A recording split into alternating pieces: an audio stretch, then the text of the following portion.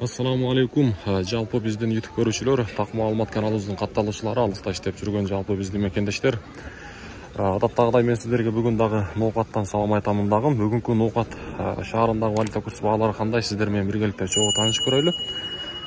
Сааттын жебеси 13:00 болду. Түшкү курстар кандай, биргеликте чогуу көрүп чыгайлы. Бүгүн 16 сентябрь 2024 аптанын 1-күнүндө турабыз, дүйшөмбү күнүндө.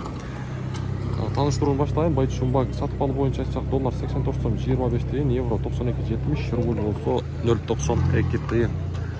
Коммерциялык Кыргызстан банкдагы рубль 0.92 тыйын экен, доллар 84 сом 40 тыйын болуп турган.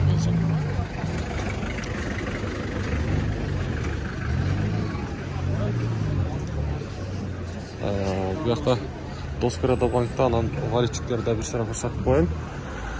Негизи туганда каналга катталып койсоңуздар жакшы. Доллар 84.40 экен, рубль болсо 0.92 тыйын. Акча алмаштыруучу жерде дагы рубль бул жакта 0.915 тыйын экен, доллар 84 сом 40 тыйын.